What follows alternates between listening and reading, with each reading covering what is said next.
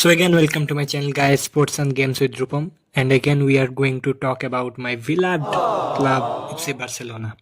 তো ফ্লিকের ট্রেনিং সিজনের ভিডিও তো দেখতেই পাচ্ছি, কিন্তু এবার যে খবরটা উঠে আসছে সেটা হলো হান্সি ফ্লিক সব প্লেয়ারদের ডেন্টাল টেস্ট করা। আমরা তো সবাই জানি ফ্লিক প্লেয়ার্সদের ফিজিক্যাল স্টেট নিয়ে কতটা অবসেস। প্লেয়ার্সদের ফিট রাখতে ফ্লিক সব কিছু করতে পারে।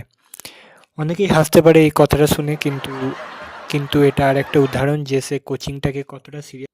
এরপর আপনাদের ফ্লিকের ট্রেন করা ৩টে প্লেয়ারের কথা বলবো, গোরেজকা, মুসিয়ালা অ্যান্ড রবেন। এই ৩জনেই ইনজুরির সাথে স্ট্রাগল করছিল, বাট তাদের ফিটনেস দারুণ হয়ে যায় ডেন্টাল অ্যানালাইসিসের পর।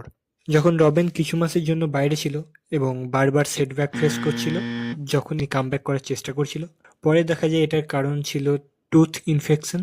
তারপর মুসিয়ালা অনেক মাসেল ইনজুরিস ফেস করছিল আগে, কিন্তু পরে টেস্টে দেখা যায় এর আসল কারণ হলো উইজডম টিথ, অর্থাৎ আক্কেল দাঁত। পরে যা তুলে ফেলা হয়। গোরেজকারও প্রবলেম কিছুটা এরকমই ছিল। এবার আসি রিসার্চ কি বলছে। British journal of sports medicine research করে পায় ভালোভাবে খাবার না চেবানোর ফলে পর্যাপ্ত পুষ্টি এবং মাসেল স্ট্রেংথে প্রবলেম হয়। আর বার্সেলোনায় যতজন ইনজিওর্ড তাদের জন্য তো এই ডেন্টাল টেস্ট করাতেই হবে।